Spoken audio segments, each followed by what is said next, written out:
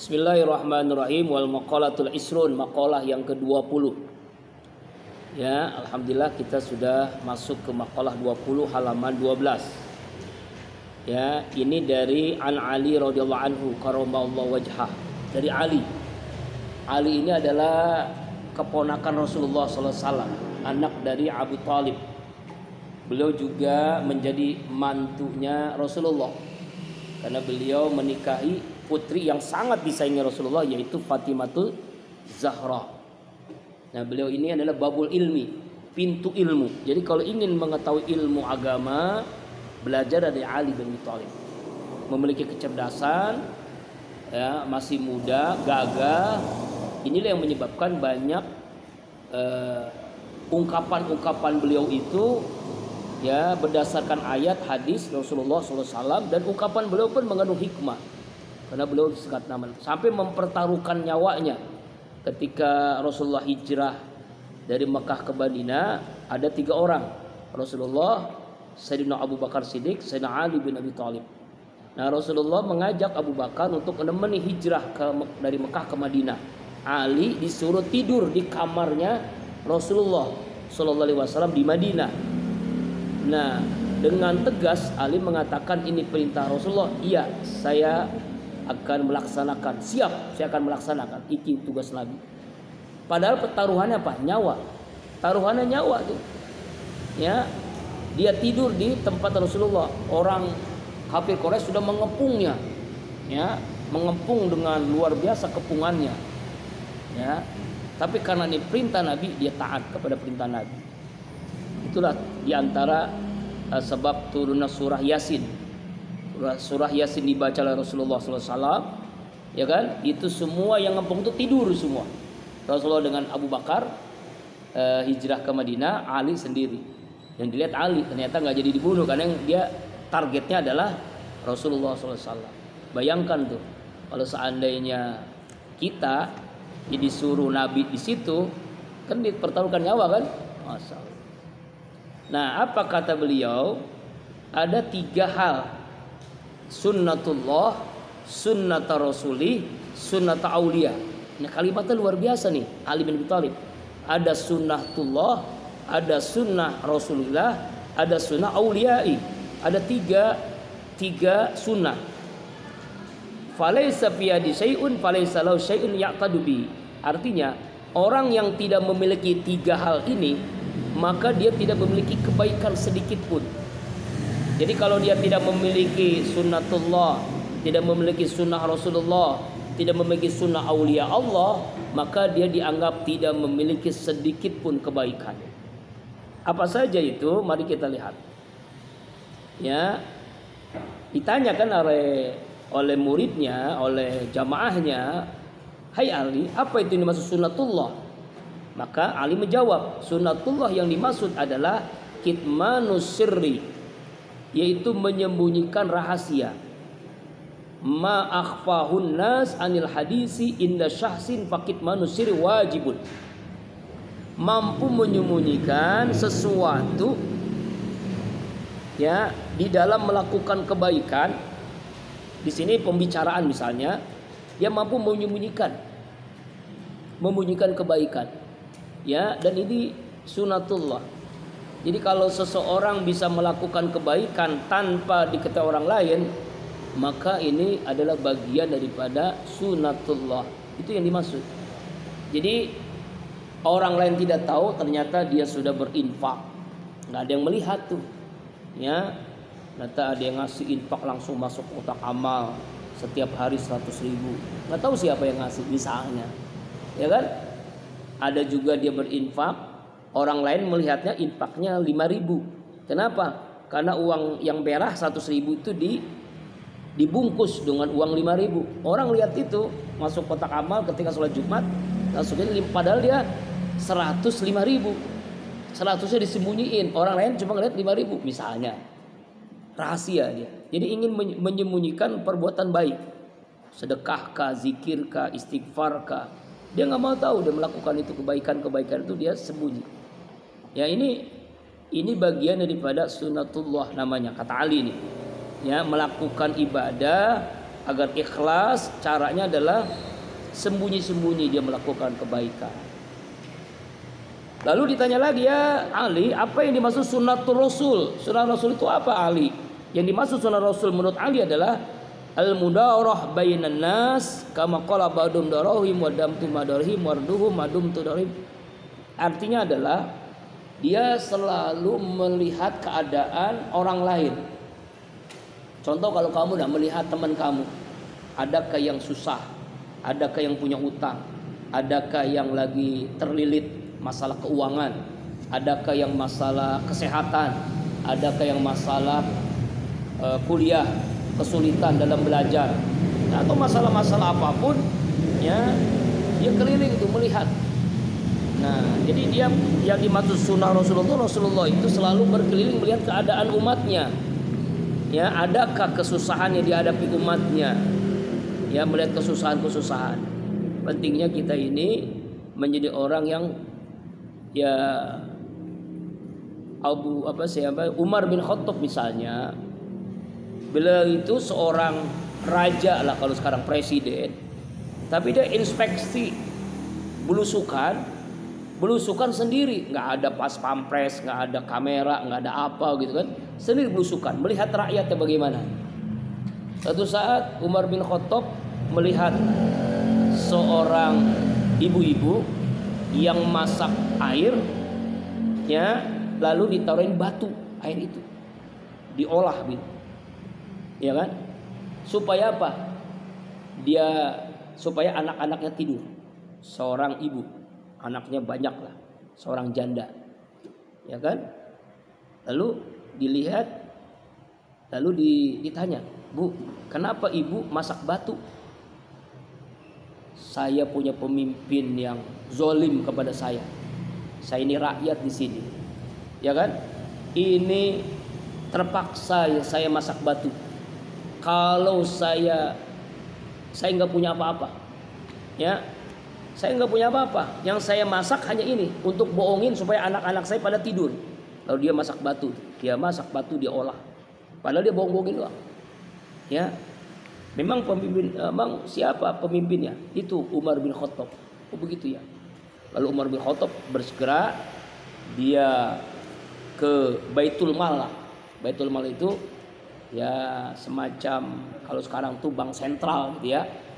Di situ ada gandum, korma, dia bawa. Pas pampresnya, pasukannya, istilahnya tuh pengawalnya. Untuk apa nih? Hei Umar, ini untuk rakyatku yang kesusahan. Udah kami aja yang bawa. Tidak, saya yang bertanggung jawab dunia akhirat.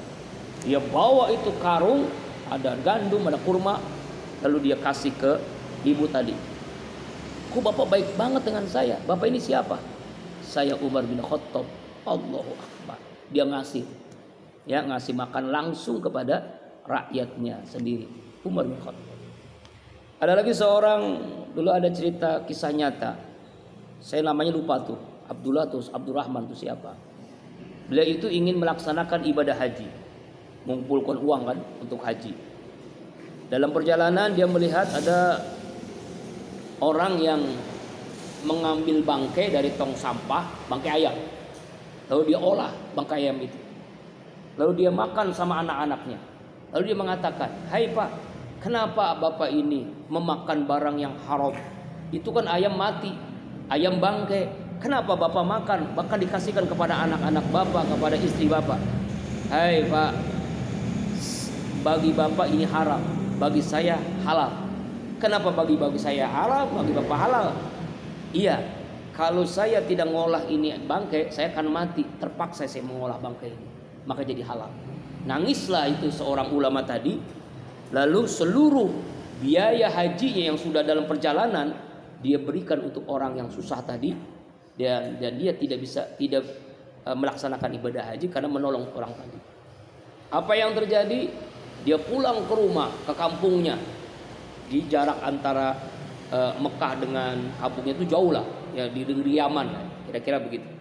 Ratusan kilometer. Dia jalan kaki karena uangnya habis untuk orang yang tadi, yang susah tadi. Nah, dalam perjalanan sampai rumah itu semua warganya menyambut karena kan habis pulang haji kan. Haji. Saya tidak haji, saya nggak jadi haji.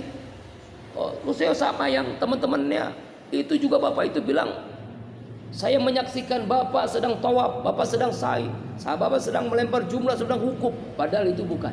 Siapa itu? Malaikat yang Allah serupakan dengan wajah seorang ulama tadi, ya. Dan dialah meraih haji mabrur tanpa melaksanakan ibadah haji. Kenapa bisa begitu? Karena membantu orang yang susah. Maka pentingnya berkeliling. Abi ini jarang keliling. Keliling Abi itu paling pas zikir akbar, bangunin supaya tahajud. Ya. Kali-kali Abi juga harus tahu juga keadaan kamu nih kana, ya kan? Ya kan? Bayar 50.000 tuh mahal apa murah begitu kan? Ya, kenapa masih banyak yang nunggak begitu kan? Nah, mungkin ada beberapa masalah gitu ya. Yang nggak ngaji-ngaji, kenapa nggak ngaji-ngaji ini kan?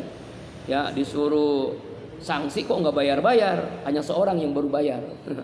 Sanksi sekali nggak ngaji 10.000, ada yang bayar, baru seorang doang, yang lain belum ada dari 22 orang yang nggak ngaji-ngaji.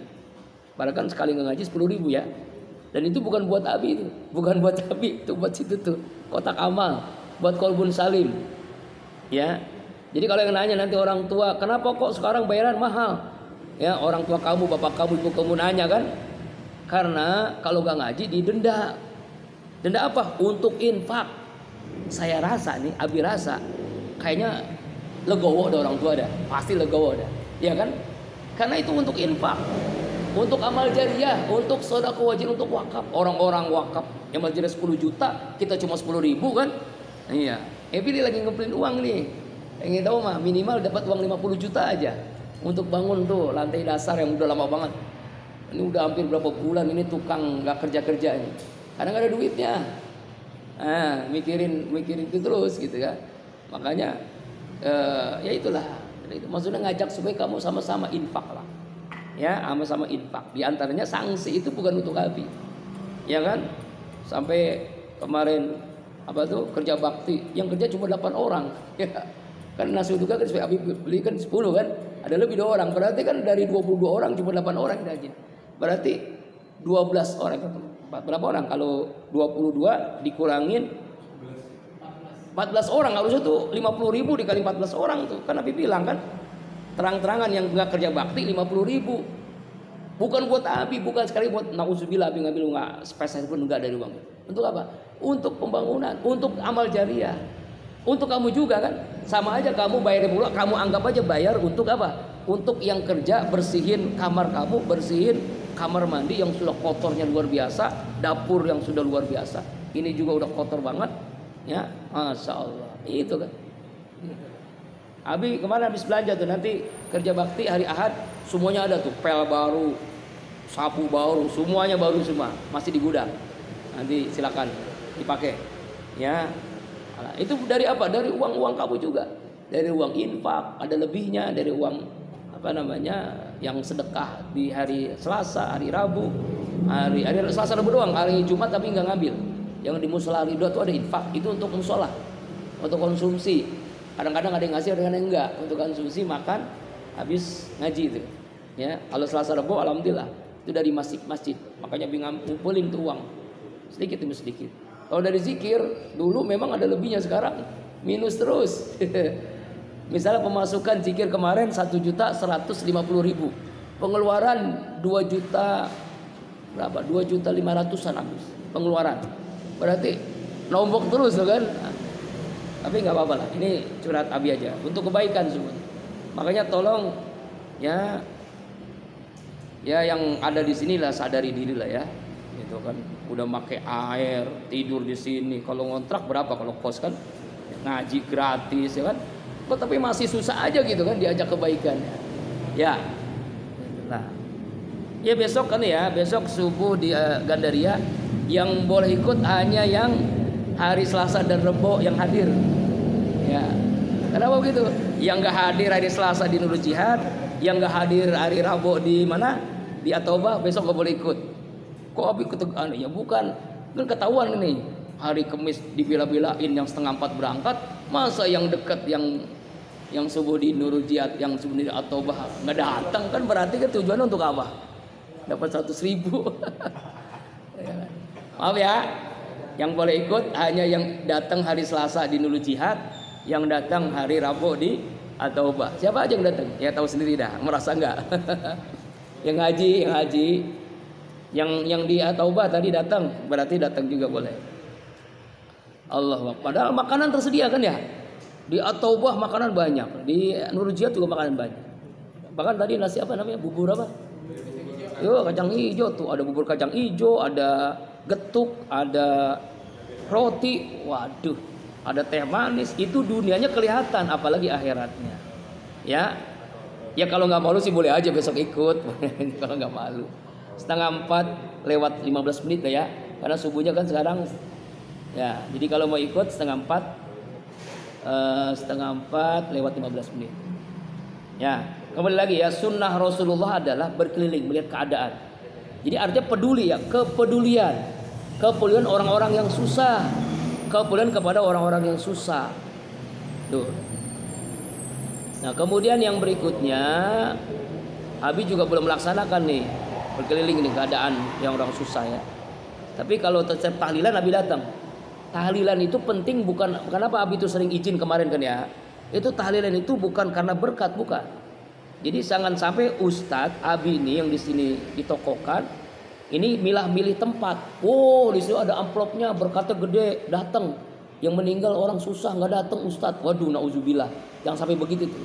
Makanya Abi tetap datang walaupun tahlilan itu datangnya hanya sekali atau 2 kali. Nyempatin harus hadir. Karena kan yang meninggal ganti-gantian ya, ada aja yang meninggal. Ya kan ya? Bergiliran tuh. Makanya mohon keikhlasan kamu harus. Karena yang meninggal kan nggak semuanya orang kaya. Ya kan? Ada yang susah. Dan kita itu sepakat di warga ini tuh kan ada minta gitu. Jadi warga itu tuh konsumsi untuk makanan tahlilan itu bukan hanya dari tuan rumah, tapi dari seluruh warga 2 RW. Bayangin nih. Ini kan luar biasa nih. Jadi makanya nggak memberatkan. Jadi konsumsi yang dimakan itu bukan dari hanya tuan rumah saja, tapi dari warga. Setiap ada kematian, RT atau yang mewakilnya keliling ke warga-warga minta apa, kalau warga RT setempat 10.000 dipatok, kalau warga RT lain atau RW lain 5.000 per satu kepala keluarga. Untuk apa itu? Untuk membantu ya proses ya, mulai dari mandiin, ngapain, nyolatin, nguburin sampai biaya 7 hari itu kan, biaya makan itu biar konsumsi itu jangan anggap remeh itu. Soalnya Abi juga ngerasain keluarga kami meninggal tuh. Apalagi keluarga kami kan dianggap tokoh ya. Itu hampir sampai 20 jutaan habis. Dari awal sampai akhir itu. Nah, itu kan masa biaya apa tuh? Ya untuk sembako, untuk konsumsi. Konsumsi itu walaupun kecil-kecilan, misalnya nih acara zikir nih kecil-kecilan nih. Abi itu tetap dari uang kita ngeluarin. Itu minimal 500. Nasi TO 300. Kemudian lontong dan teman-temannya 250.000, 550. Itu kecil-kecilan. Kalau pas lagi puncak nanti insya Allah maulid, bulan September kita maulid, itu mungkin lebih besar dari itu biaya konsumsinya. Ya, ban kiainya pun insya Allah yang di TV insya Allah. Ya, insya Allah kalau dia bisa, Nabi langsung telepon, mudah-mudahan bisa. Ya, tapi insya Allah kalau nggak bisa ya, kalau masalahnya ininya transport kadang malu gitu. Kadang-kadang lebih ngomong, maaf ya Ustadz, ini segini doang, buat bensin doang. Buat bensin doang. Ngomong buat bensin doang. Tapi yang paham tuh alhamdulillah ada 2 Ustadz yang udah ngembaliin amplop. Alhamdulillah, mudah-mudahan nanti diundang lagi ngembaliin amplop nih. Malah ngasih. Pertama sekarang anggota DPRD Haji Khairullah, dia malah ngasih kan. Dia ngasih amplop, malah nggak usah dan malam dia ngasih amplop. Yang kedua kakaknya Kiai Haji Dr. Samsul Yakin, apa-apaan sih, udah nggak usah, malah nolak, udah dikasih balikin lagi. Alhamdulillah, pengen begitu tuh Kiai itu. Kalau semuanya begitu kita juga kan enak, tapi kan ini tetap kita wajib memuliakannya, walaupun hanya sekedar untuk bensin doang. Ya, kembali lagi ya kayak ke ini, makanya pentingnya kita melihat keadaan. Jangan egois dalam hidup ini. Nah, kamu nanti bermasalah, jangan egois tuh. Kalau nanti kamu bisa mimpin tahlil, makanya kenapa malam Jumat wajib hadir. supaya kamu nanti terbiasa. Nanti lama-lama jangan Abi yang mimpin, kamu gantian mimpin tahlil. Ya, di malam Jumat pengajian besok nih ya. Ya, supaya apa? Abi tentang tausiahnya aja, nanti yang lainnya gantian mimpin tahlil. Ya, supaya nanti bisa. Nanti di masyarakat kamu tuh harus begitu. Jangan sampai memilah-milih tempat mimpin tahlil. Undangan orang kaya semangat, undangan orang miskin nggak mau datang, jangan. Datang terus. Ya, karena berkahnya. Orang miskin tuh jangan anggap, justru orang miskin tuh kadang-kadang doanya tuh dia memang nggak ngasih apa-apa. Ustadz maaf ya, nggak apa-apa. Yang penting doain, minta doanya aja. Doanya tuh lebih luar biasa dibandingkan orang kaya yang ngasih duit. Itu ikhlas, yang ngasihnya ikhlas. Ya, kembali lagi ya. Seperti yang bulan kemarin kan kamu dapat ya tuh, semuanya dapat. Ustadz baru dapat. Bunda nyanyi, kok nggak dapat? Ya nggak tahu lah, itu yang penting ikhlas lah. Ikhlas. Masa kita nanyain kan nggak mungkin kan. Santrinya dapat, ustadznya nggak dapat, abinya nggak dapat, nggak apa-apa lah ya. Kadang memang begitu, ya itulah dakwah itu memang jangan harapin dunia. Kalau dunia jangan diharapin, nanti datang sendiri. Ada gantinya, ada gantinya. Ya. Nah kembali lagi ya, jadi sunnah Rasulullah itu berkeliling. Lalu apa itu sunnah aulia? Sunnah aulia itu adalah ihtimalul aza anin nas. Sabar ketika disakiti oleh manusia. Sabar ketika disakiti oleh manusia. Ini berat ini. Ini sunnah aulia. Para aulia itu kalau disakiti dia sabar. Dia sabar, tidak mudah emosi. Sabar ketika disakiti. Masya Allah. Karena itu ya dulu ada wali-wali itu berwasiat. Bisalah sati khisalin. Ada 3 wasiat ya kata Ali bin Abi Thalib yang disebut dengan sunnatul aulia. Apa 3 wasiat itu? Ya takatabuna biha ya ayyursilu ba'dum lil kitaba bitilka salasi ila badin min paman bala mislikana min amal. Yaitu ditulis ada 3 hal. 3 hal ini adalah wasiat dari para ulama, para waliullah. Wasiatnya ada 3. Pertama, man amila syai'an minal a'malil li akhiratihi kafallahu amra dinihi wa dunyahu. Siapa orang yang beramal sedikit pun dengan amal yang kecil, misalnya nih kamu ngelihat sampah tuh ya, ini sampah nih ya itu nggak langsung tuh, langsung dibuang ke sana ya. Ngelihat kotor kamar mandi ya, kamar mandi kotor, masuk langsung dibersihin. Enggak, lihat, pokoknya beramal, amal yang kecil. Dan itu karena akhirat, karena Allah. Apa yang terjadi? Kafallahu amra dinihi wa dunyahu. Maka Allah cukupkan perkara agamanya dan dunianya. Allah cukupkan. Allah cukupkan perkara agama dan dunianya. Ya, Allah cukupkan tuh. Masya Allah. Jadi kalau kita ya melaksanakan apapun perbuatan kebaikan sekecil apapun, contoh kamu ngajar ngaji kan berat itu, perlu kesabaran. Dari 22 santri yang ngajar ngaji itu, Abi lihat orang itu juga tuh, ya itu juga orang yang ngajar asar, yang ngajar maghrib, itu juga mana nih yang lainnya nih. Maka nanti tolong ya dijadwalkan lagi gitu, ya harus komit dengan jadwal lah ya. Tadi Abi ngajar sendiri. Tadi Maul sendiri juga kan, Maul juga sendiri. Itu pada kemana ini? Asar nih nggak ada nih. Nggak apa-apa sih, Abi mah senang aja. Cuma kan kalau berkali-kali kan, wah ini. Padahal motor banyak banget.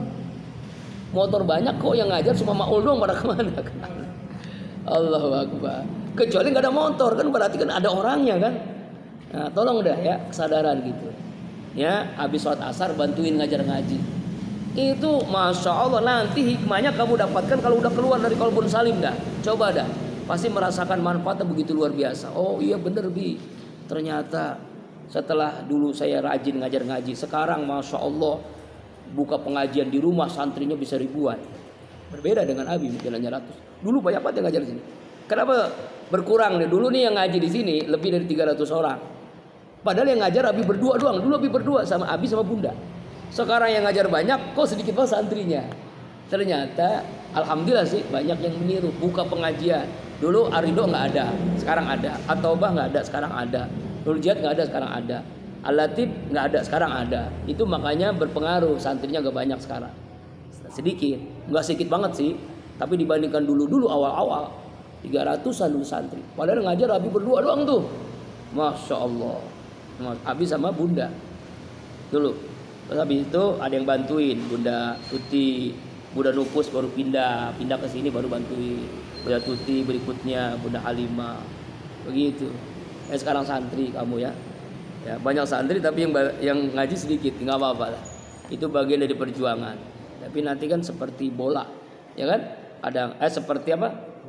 Roda, kadang di atas, kadang di bawah. Seperti itulah. Nikmati saja. Ya ini dulu juga bangunan nggak ada ini, cuma rumah. Makanya Abi sering, karena di Facebook itu kan ada kenangan ya. Lalu Abi kirim ke grup. Oh bangunan dulu tuh begini. Insya Allah nggak punya sepeser pun dari. Nah itu, jadi siapa orang beramal karena Allah akan cukupkan kebutuhan agamanya dan kebutuhan dunianya. Yang kedua, waman asunu sarirati ais domiri qalbi ahsanallahu alaniyah. Siapa orang memperbaiki hatinya, maka Allah akan memperbaiki yang nampak pada dirinya. Kalau dia memperbaiki hatinya, maka Allah akan tampakkan hatinya. Makanya pentingnya jagalah hati. Agak agim ya. Abi lagi baca buku ini nih. Malah udah berkali-kali baca tapi banyak manfaatnya, masya Allah. Luar biasa beliau ya. Ini proses dapetin ilmu ini mungkin karena kedekatan dia kepada Allah. Ya, kedekatan agim dengan Allah, maka Allah memberikan ilmu. Ya, dari proses pembelajaran ya dan disebut dengan manajemen qalbu. Kalau Al-Man Musatarifin tazkiyatul qalbu, tazkiyah qalbu. Makanya acara di radio namanya tazkiyah qalbu. Kalau Said Hawa namanya tazkiyatun nufus. Tazkiyatun nufus, tazkiyah qalbu, kalau agim manajemen qalbu. Masyaallah. Nah, jadi kalau kita hati bersih, yang nampak pun akan baik. Perbaiki hati kita, maka Allah akan memperbaiki yang nampak pada diri kita. Wa man aslama bainu wa bainallah. Siapa orang yang mengikhlaskan di antara dia dengan antara Allah dengan amal yang ikhlas, riya, ujub dan sum'ah, ya, minar riya wal ujub wat tasmi', aslallahu bainu wa bainan nas. Maka Allah akan memperbaiki ya hidupnya di antara dia dan di antara manusia. Maman ahabballahu taala habballahu khalqi. Siapa orang yang cinta kepada Allah, maka semua makhluk Allah cinta kepadanya. Jadi kalau ingin dapat cintanya makhluk, maka cintai Allah. Kenapa orang belum mencintai kita? Karena kita belum mencintai Allah. Wallahu a'lam bishawab. Semoga maqalah yang ke-20 ini kita dapat mengamalkannya.